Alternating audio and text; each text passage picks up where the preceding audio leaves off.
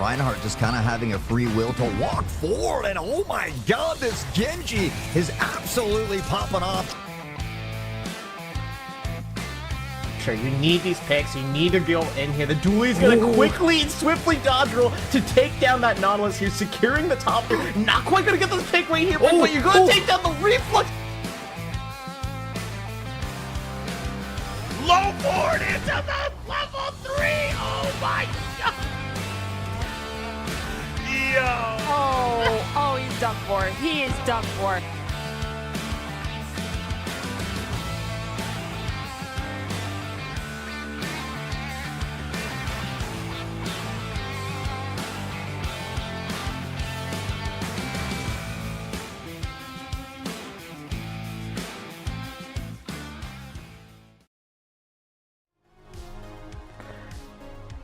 Hello everyone and welcome to WSSEA High School Esports. My name is Neptune and I'm happy to be alongside Spicy to present to you Splatoon 3 Quarterfinals. Yeah, here we are. Playoff action is what we've been waiting for the past like 9 weeks or so. Kicking it off with Cedro, Wooly, and Southridge, a 3-6 matchup I believe here in this bracket, but we've seen crazy stuff like pretty much in any esport, any type of thing. Nothing matters until playoffs. Once you get to playoffs, everyone is back to 0-0, and you never know. Cedro, Wooly might be looking for that upset. Southridge is one of those teams that was tied for that first overall seed, but anything can happen here.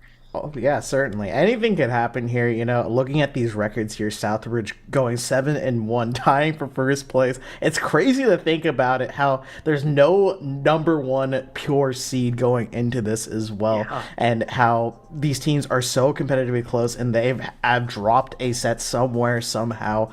Meanwhile, we do have teams like Sage Wooly who are the underdogs, who still qualified for the top 8, and they are 3-5 currently, and they're looking to see if they can make an upset here, Spicy. And as you said before, we're reset back to base 0. Can they make it happen? What will happen here? The storylines are all going to be built off this single match here. And if there's anything that's going to be really good for causing an upset right away, it's having Turf War to start off game 1. Because like we've seen this over and over again, and it's like amazing from a spectator perspective. But like everyone knows when you've got Turf War game 1 or Turf War in anything, it's like nothing matters till those last 30 seconds. And in a set like this, where one game can really swing everything, if we see an upset here in game 1 for Cedro Wooly, you never know. Maybe that's just what they need to just get something going. Oh yeah, for sure. And I want to challenge a little bit of that perspective here. You know, we always talk about 30 seconds in Turf War is going to be the only time that matters, right? But let's talk about what happens in the other 2 minutes and 30 seconds, right? You have time to just feel out your opponent, get an idea for their strategy, how they like playing, right? What's their comp like? What's their play style like? And I'm curious to see if the other teams will pick up on that, and it's going to be a little bit of a show, revealing your hand, you know, like when you're playing like blackjack or something. Do you show your hand to blackjack, Spicy? Do I? Do you? Depends on the situation. It depends. I feel like there's a lot of factors that goes into this. I'm not sure how much we're allowed to discuss in this context, to be honest with you, but we will see. But one of the things that just to me is stuck on, we're going to mincemeat for game 1 of playoffs here, which is certainly a very interesting option. And like especially now with Turf War, you have the full 3 minutes, a great way to scout out the enemy team. And I'm so curious to see what do we have here to kick off with WSSEA quarterfinals for Splatoon 3.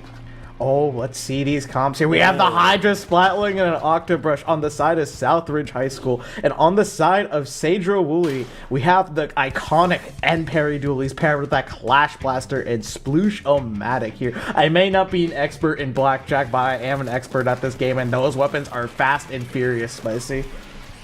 Oh yeah, you look at CJ Woolley's comp right here, and like the big thing that sticks out to me is those M-Parry Splat duels, where it's unfortunately going to be going down immediately though because of the Hydra Splatling. However, at Southridge, you have this such great, interesting dynamic. There's so much range on the end of Southridge from that Hydra, while CJ Woolley has like next to nothing in comparison here. So it's a matter of seeing who's fighting up close and personal. As you see the Zipcaster on that Octobrush already going in so far into that face. The Booyah Bomb already popped, and look at Southridge go, already having a lot of control at this point. Oh yeah, they have a lot of control here, and just something I gotta note here is the double Booyah Bomb comp right here. You know, we have the Hydra Splatling being able to output it a lot, as long with the gold arrow spray as well. So as long as there is one person alive, they have the ability to toss out that Booyah Bomb and create chaos, whatever we're seeing here. But we do see Sandra Woolley gonna wipe out a double with that Zuka here. We're gonna see that Clash Wrestling go absolutely insane right here, and this is the time to get all this paint on the ground and take control of the map here, Spicy. Yes, and they need to do so here. Do get something paint on the ground, and they're gonna have some specials online as well. Triple splashdown up here from the M-Parry on Sandra Woolley, trying to see what we're gonna be having and as an option as they are getting ticked down, as that Hydra Splatling still holding on to dominant position here, and that respawn Punisher in Turf War can feel so devastating, especially and just watching this Hydra start to dance around on the grade and just control almost all of the middle of the map as we're in the middle point of this game. Oh yeah, for sure, but no, the Trizuka is coming out. They want this Hydra gone here. It is a severe threat to the other members here of Sandra Woolley, but no, the Hydra's going to retaliate back with a double and get even more control of the map here, Spicy. Yeah, and it's so powerful here if you are Southridge. It's just a great way to do this. There's so much at this point, and it's actually insane to see what are we going to be having here. And now it's just seeing what is the option now from Southridge or Cedar Woolley, just trying to stay alive here. They have the splashdown online, 40 seconds to go. It's a matter of seeing what's going to be the option. You watching here, the Hydra Spotling is watching over mid, and here you are, last 30 seconds. What's the play is going to be? The play has to be, you have to push something if you're Sandra Woolley here. You can't just keep your side of the map here. Something needs to happen, and fast here, right? You do have a little bit of pressure here. You're trying to get onto your truck. You do get a pick right here, but to go down to the Hydra splashing, it's just going to be the sploosh left over, being hunted down by the remaining members here, trying to get as much pain as possible, facing down that Hydra splatling. Unfortunately, the range difference is too much right now, and Snail is going to get a pick here, leading to the wipeout here. Game 1 goes to Southridge High School very dominantly. Actually insane just seeing how well Southridge is playing. They got wiped out like in the early middle point of the game, and it just didn't phase them whatsoever. Southridge coming into this game knowing they were one of the teams who were like favorite to win it all, trying to play like it says from what we can see, and that's just a great showing from that side. Oh yeah, for sure. And I gotta give a shout out to their Hydra Splatling user. I believe their name is Snail, right? Constantly locking down the key areas of the maps there, using the range of the Hydra Splatling as well as this just the multiple bullets to shred down and mow down their enemies. But speaking of powerful weapons, we also gotta talk about our powerful sponsor here of ZOTAC. We want to give a huge shout out to ZOTAC Gaming for powering today's stream. Thanks to their incredible support, we're able to bring you this broadcast to all of you and helping showcase the amazing talent of Scholastic Esports here. Let's show our appreciation for ZOTAC Gaming by giving them a huge shout out on social media. Make sure to join their community on Discord, and don't forget to use the hashtag powered by ZOTAC or hashtag ZOTACUSA when you post.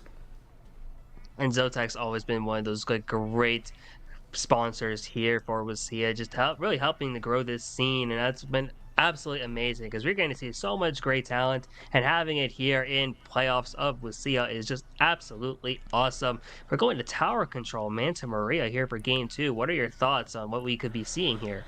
Okay, you know what? Tower Control Manta Maria, this is, I'm thinking really hard about this. Okay, I think the Hydra Splatling can actually stay on the side of Southridge right here. You saw the success in how basically Sandra Woolley was rocking a lot of short-range, fast weapons, but when weapons are short-range and they have a lot of fast fire rate and mobility, you give up range typically, and this is where Hydra Splatling comes to the equation. The greats on Manta Maria here are just a Splatling's playground, and I'd be curious to see, or be dumbfounded to see, if it does not return here, Spicy. Oh, that's so true. I'm wondering the same thing if we're gonna be seeing like the Hydra come back, and especially here on tower where you just have like so much range and you're able to just like move along with it. It's so much pressure, and that's such a pivotal thing here. And you know that Southridge plays really well. Oh wait, Oh, okay, Undertow okay, Tower okay, instead. okay, Ooh, okay. Shifts up the pivot. I see this. Okay, you know what? They realized that Hydra Splatling is really good on that map, so we're like, okay, maybe we can pick a map that Hydra Splatling isn't particularly great on. And I have talked to some backlines, right, and anchor players, and they typically don't like Undertow Tower because they can only really see one side of the map at a time, and it's basically a choice, right, on which area that you get to lock down. Because if you go into mid, you get open yourself from fire from too many different angles as well, so you're gonna have to balance your positioning as well as how you push on this map here. And Tower Control's Undertow is certainly going to be an interesting map mode to witness here, Spicy. Oh yeah, I think definitely an interesting map mode indeed. Just having like all the options there, and you mentioned like it's hard to see at times on Undertow, which is when visibility is such an important integral part of this game, and really being able to navigate the lack of visibility with being able to shark around and see those options really blends well into some of the playstyles here, especially if you're like Siege or Wooly. Is like you saw what kind of weapons they brought out there. Weapons really meant to like get up in your face and try and like punish that accordingly. But here we are going into game 2, and Southridge looking to eventually get their way up to match point, rocking basically the same comp but switching over to the 52. And the Dapple's coming out here from Sage or Wooly. Oh my goodness, Dapple Dualies on this map is quite an interesting pick. You do get a cooler on the side of Dapples, but you only have beacons as well, so perhaps the idea of putting down beacons will sustain your areas in the map here, so you don't necessarily need someone to provide jumps, can potentially make the difference here. But something else I want to notice here on Southridge's comp here is the 52 gal. This is a monster of a frontline weapon right here, having these killer whales detect people as well as that splash wall to soak up hits right here. But in a single fight right here with the end parries already going down here immediately, the first checkpoint is going to be falling here, Spicy. Oh, Everyone is just, I am so curious about what is happening right now. We have a bit of a squid party going up in top race at this point here. Yeah, so I don't, okay, looks like battle was ended. I'm wondering what the breaking news is going to be coming in then. Okay, I have a theory, Spicy. Hear me out. So I was looking at the listings right here. Supposedly we're doing week 1 in terms of the map list order, or mode list order, I should be saying, because the modes are predetermined here. And they did Tower Control instead of Rainmaker, because Rainmaker is supposed to be the second map mode being played here. So what I'm thinking is they wanted to play Undertow Rainmaker, but instead selected Undertow Tower Control. So we got a little bit bamboozled there. We had a bit of a squid party, but hey, you know what? Mistakes happen, we move on. That's just the life of high school students, am I right? So real. That is just the life of us, of people in high school students. It's just really, as a student in general, you make mistakes, and that's perfectly fine. But it looks like we are going right back in. I think it is going to be now Rainmaker Undertow. There that we is go. what we got.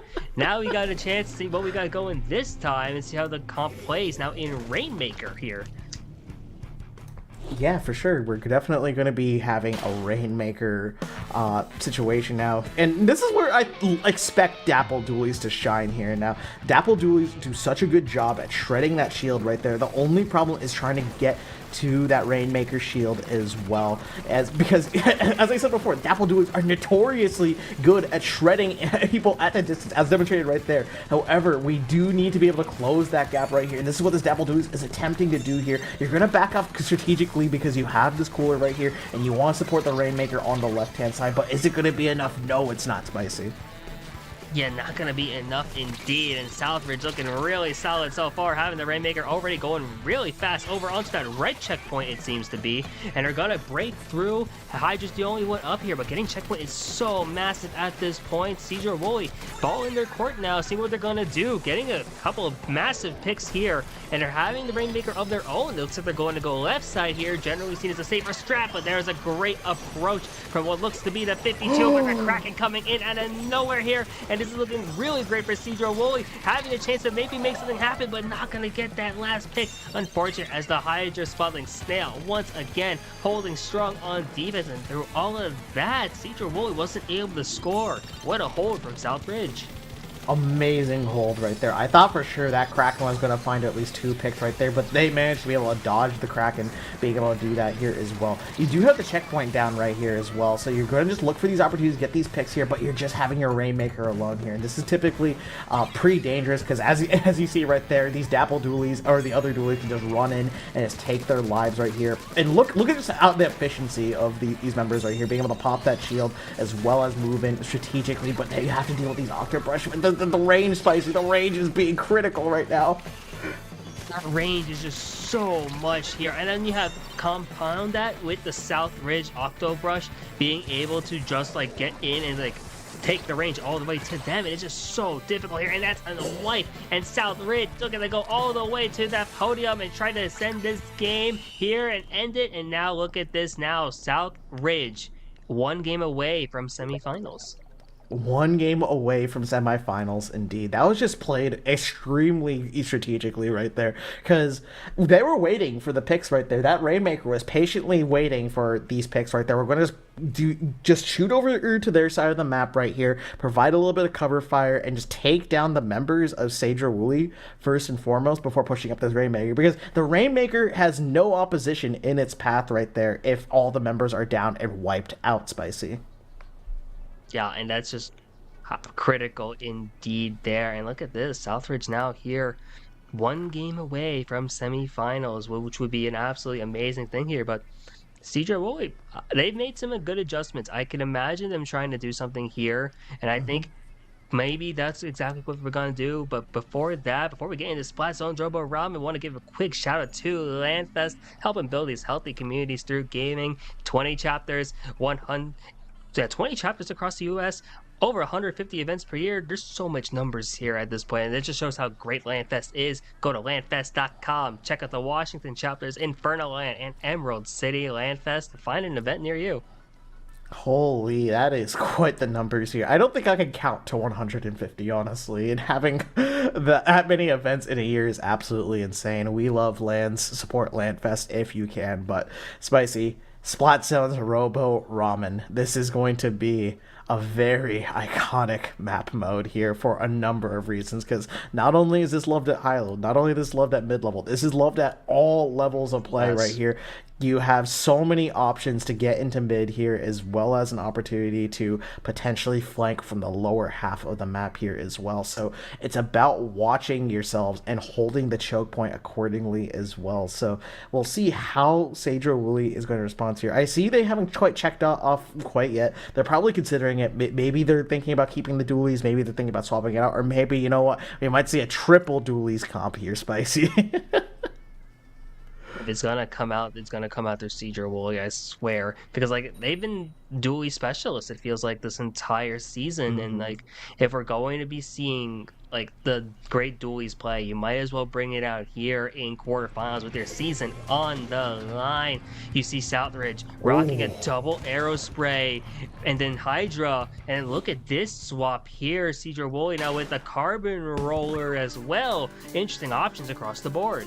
Oh yeah, for sure. Now, Southridge's comp, they have 3 Booyah Bombs, and I don't know if you read the patch notes, Spicy, but Booyah Bomb has been recently buffed to just, how do I say, cover a bigger radius, and therefore it expands faster. Look how large that Booyah Bomb was, and forcing that carbon roller all the way down there. So now, with these arrow sprays, they can just essentially chain Booyah Bombs to their heart's content right here, and use this to contest, what was the choke point in Robo Ramen. Yeah, and look at this here. You're seeing that Southridge is immediately on the board, trying to make this a choke point, and it's been really difficult. Cedro Woolley now responding with those specials, and having a 2 down is so pivotal. But that Hydra Snail is doing so strong here, holding down the zone. Booyah Bomb comes through, and now it's only the Octo shot up from Cedro Woolley. The zone flips back over to Southridge, as you're just seeing a great event well of playing at this point. And Cedro Woolley having the strikes online, can try to make a play, gets their way back in, throws the strikes throws a bomb as well to cover up, and that almost neutralizes the zone, but the Booyah Bomb once again just takes it back here for Southridge. Oh yeah, for sure. They have so much painting power and prowess right here. It's only going to be the Trizuka right here who's going to clean up this fight here. Carbon Roll is not typically good at fighting and cleaning the zone right here, but you are able to just threaten some players right here. But you can see this right now, just the Carbon, even though they're getting these picks right here, they do get 2 down. They need some help here to paint the zone, which their teammates are back and alive and ready to do here, Spicy.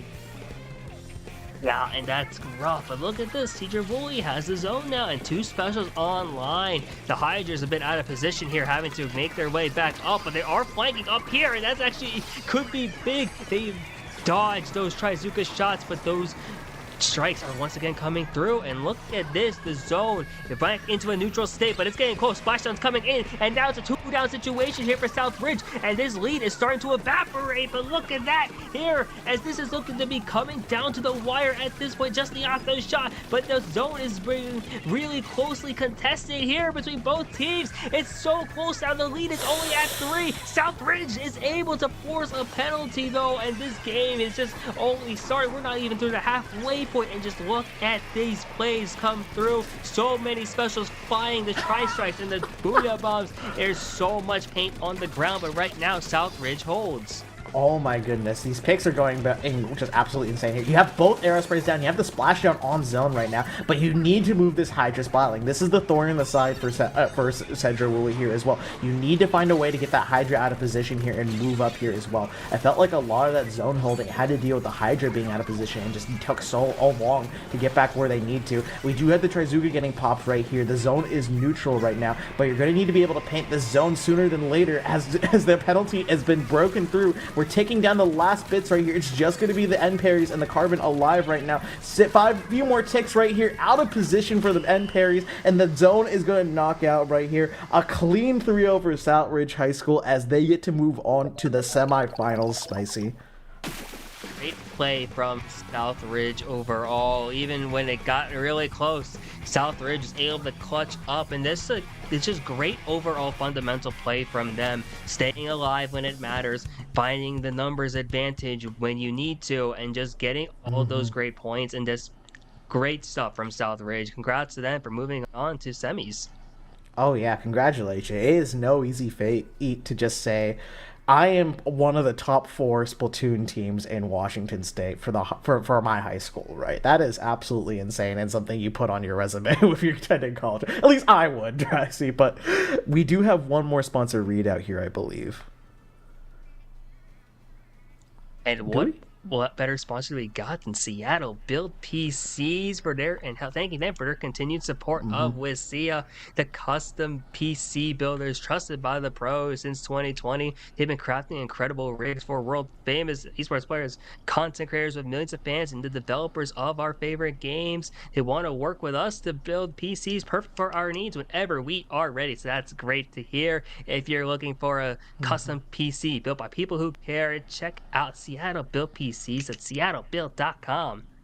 Oh yeah, for sure. I completely forgot about the Seattle Build PCs sponsored there because I knew there was something left there. Thank you for picking it up, Spicy.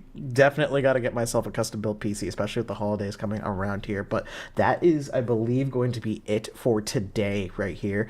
But WSSEA Esports still has more Scholastic Esports action happening here. I believe same time tomorrow we're going to have Overwatch quarterfinals here as well. So we have another team-based shooter that's going to be around here as well. And I believe on Thursday we will continue the Splatoon storyline on Thursday of all things. So that's going to be quite the Thursday night here, Spicy. Oh yeah, there's a lot of great action just this week in general. You want to be tuning in for all of it, honestly. Between all of the great games we have here at WSSEA, should be an absolute pleasure, absolute blast to watch. But Neptune, I think that's going to be it for us here tonight, sadly. But we're going to be back for more on Thursday. But until then, where can the great people of the scene find you? You can find me at Neptune. It's a 2 instead of a TU and an underscore at the end, both on Twitch and Twitter. I'm mostly around the collegiate folks of the Splatoon scenes here, but hey, I'm happy to always lend my hand on the mic or help cover in whatever way I can here. But Spicy, where can the fine people of twitch.tv find you? You can find me on different socials at 2SpicyBM as seen in the bottom left corner of my screen. You can also find me streaming on Twitch, twitch.tv/spicy_BM. Always great to be doing this with you, Neptune, but the great thing is it's not going to be a long break until we're back on Thursday. Stick around, be sure to tune in for that. But until then, see you guys. See ya.